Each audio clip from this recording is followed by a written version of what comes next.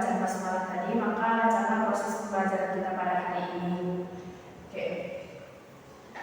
Nah, sebelum masuk ke materi kita pada hari ini, Ibu berpesan kepada anak-anak Ibu, segala sesuatu yang berhubungan dengan materi pembelajaran kita pada hari ini tolong disimpan terlebih dahulu. Oke, simpan dulu ya. Nah, apa materi kita pada hari ini? Ya, betul. Perkembangan Islam pada masa dinasti Fatimiyah dan juga pada masa dinasti Mamluk. Ya, betul sekali. Nah, kita bahas dulu tentang perkembangan Islam pada masa dinasti Fatimiyah. Nah, sebelum kita masuk kepada bentuk-bentuk perkembangan peradaban Islam pada masa dinasti Fatimiyah ini, sebelumnya Ibu ingin memperkenalkan terlebih dahulu kepada anak Ibu mengenai dinasti Fatimiyah ini. Nah, dinasti Fatimiyah ini merupakan dinasti peradaban Islam yang sudah ada sejak zaman abad ke-10 Masehi. Yang mana dinasti ini mengklaim dari keturunan Fatimah Az-Zahra yang merupakan putri dari Nabi Muhammad SAW dan suaminya yaitu Ali bin Abi Thalib yang merupakan pemimpin dari kelompok Syiah. Nah, jadi dinasti Fatimiyah ini merupakan dinasti yang didirikan oleh Ubaidillah pada tahun 900 Masehi di wilayah Maghreb, yang mana di wilayah Maghreb ini sekarang dikenal dengan wilayah Uzbekistan. Nah, jadi Ubaidillah ini ia mengklaim sebagai imam atau khalifah dari keturunan Fatimah dan juga Ali bin Abi Thalib. Nah, dari bentuk-bentuk penaklukannya, ia berhasil menguasai wilayah Afrika Utara dan juga ia berhasil menaklukkan kota Kairo, dan ia menetapkan kota Kairo tersebut sebagai ibu kotanya pada tahun 969 Masehi setelah ia berhasil menaklukkan Mesir.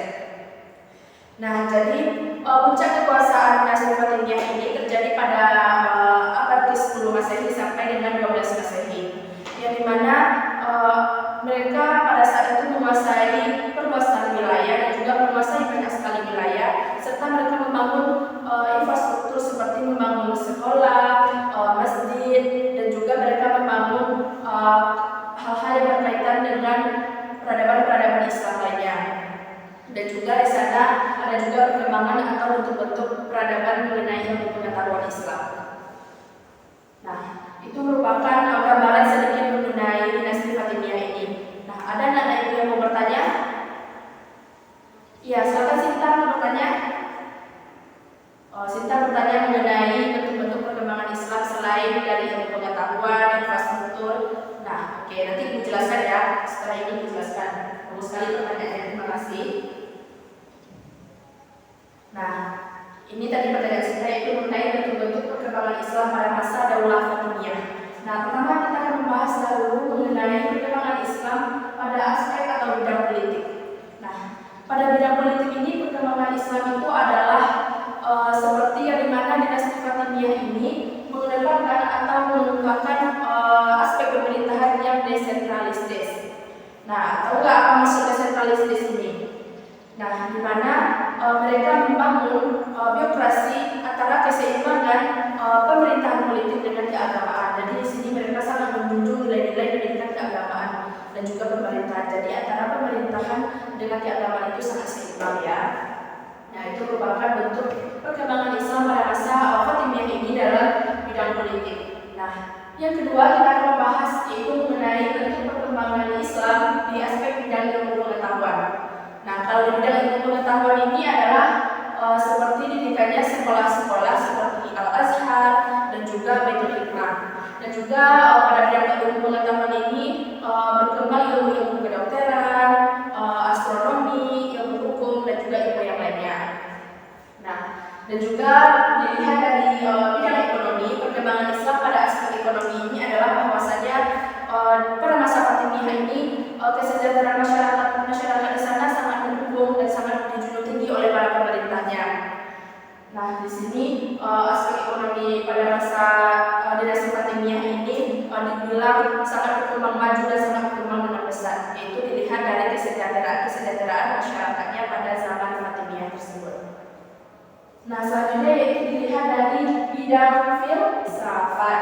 Ya, selanjutnya kita lihat dari perkembangan Islam pada masa dinasti Fatimiyah ini di bidang filsafat. Nah, Kalau di bidang filsafat ini, di sana didirikan kajian mengenai filsafat yang dimana anggotanya berisi dari agama Nasrani, Yahudi, dan juga agama Islam. Nah, yang dimana di sana terjalin hubungan-hubungan yang baik antara agama-agama tersebut. Nah, jadi di sana tidak ada saling menjatuhkan ataupun saling merendahkan. Nah, di sana sangat dijunjung tinggi rasa nasionalisme tersebut. Nah, selanjutnya adalah pilihan dari bidang arsitektur.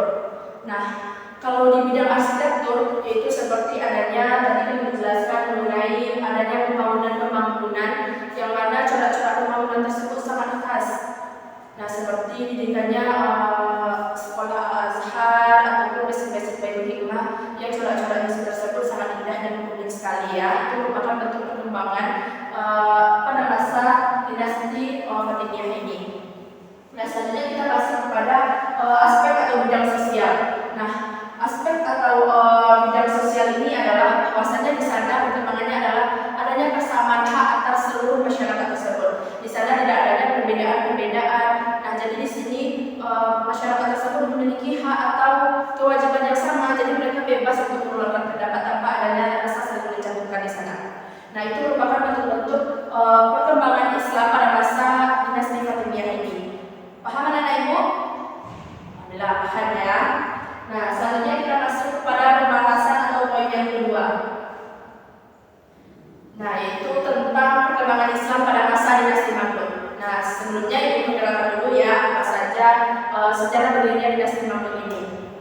Nah, dinasti Mamluk ini merupakan salah satu dinasti perkembangan Islam yang berada di Mesir, yang dimana ia berdiri sejak abad ke-13 yang mana ia berkuasa selama 267 tahun, sangat lama ya berkuasanya.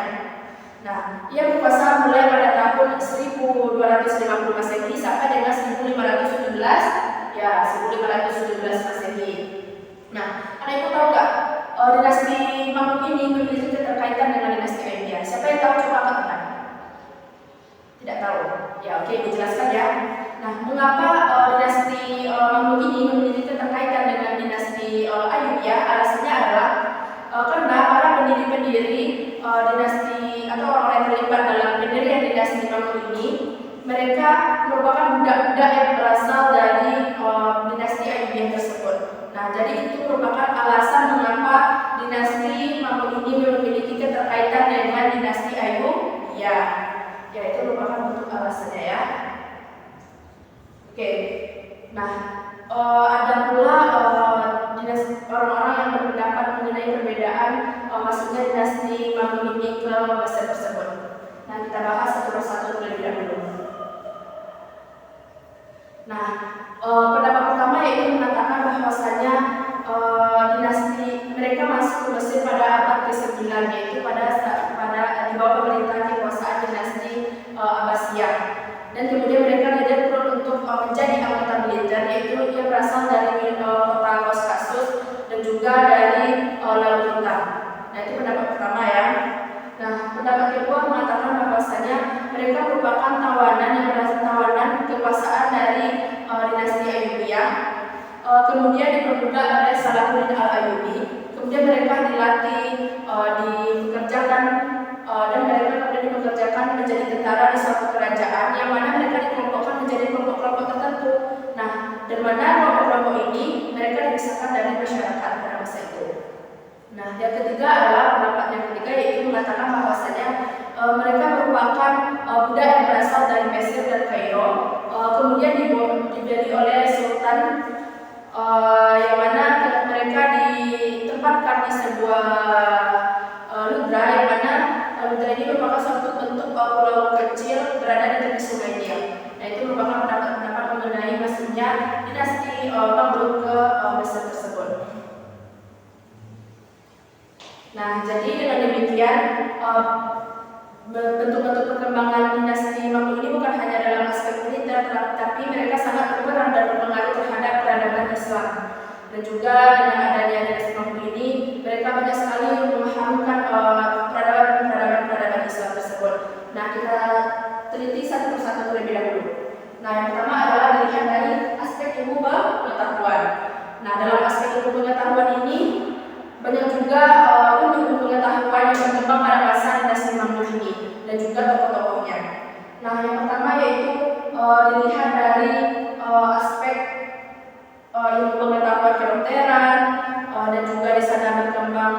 psikoterapi, dan juga berkembang ilmu filsafat, dan juga berkembang ilmu sains. Nah, kalau dalam bidang ilmu pengetahuan Islam, di sana berkembang ulumul Quran. Nah, dan juga di sana berkembang ilmu hadis, fikih, dan mazhab-mazhab. Itu merupakan bentuk-bentuk perkembangan dalam aspek ilmu pengetahuan pada masa dinasti Umayyad ini. Yang kedua adalah dilihat dari bidang ekonomi. Nah, kalau dilihat dari bidang ekonomi, bentuk perkembangannya adalah di mana pada saat itu dinasti Umayyad ini atau masyarakat pada dinasti Umayyad ini memiliki kerjasama dengan orang-orang luar atau kerjasama dengan para pedagang-pedagang yang sudah internasional. Nah, jadi dengan adanya kerjasama tersebut, maka pundi-pundi atau pendapatan bagi masyarakat pada masa dinasti Umayyad ini tentunya akan bersifat atau bagus dan berkualitas. Nah, jadi itu merupakan bentuk perkembangan dalam aspek ekonomi. Nah, selanjutnya yaitu kalau dari aspek seni, yaitu perkembangan seni-seni yang dimana diundang para seni terkenal ke wilayah Mesir tersebut untuk mengukir atau mendesain sekolah-sekolah seperti bangunan sekolah, masjid dan lainnya. Yang mana ukiran-ukiran atau desain-desain yang dihasilkan oleh seniman yang diundang ke Mesir tersebut merupakan desain yang sangat bagus, berkualitas, unik, sehingga tidak ada persamaan dengan desain yang lainnya. Itu merupakan bentuk perkembangan dari aspek seni. Dan juga di sana berkembang peradaban Islam seperti dari aspek fisik. Nah, jadi anak ibu semuanya itu merupakan tentang sejarah perkembangan Islam atau bentuk-bentuk perkembangan Islam pada masa dinasti Fatimiyah dan juga dinasti Mamluk. Paham anak ibu semuanya? Alhamdulillah paham ya. Oke. Tugas anak ibu di rumah coba baca-baca lagi ya mengenai perkembangan peradaban Islam ini pada masa dinasti Fatimiyah dan Mamluk ini. Dan pahami apa saja dan tonton video tentang perkembangan Islam pada masa dinasti Fatimiyah dan Mamluk ini. Nah, sekianlah materi pembelajaran kita pada hari ini. Ibu mohon maaf apabila terdapat kesalahan dalam penyampaian, dan semoga anak-anak ibu bisa mengamalkan ilmu yang ibu sampaikan pada hari ini. Ibu sudahi wabillahi taufiq wal hidayah. Wassalamualaikum warahmatullahi wabarakatuh.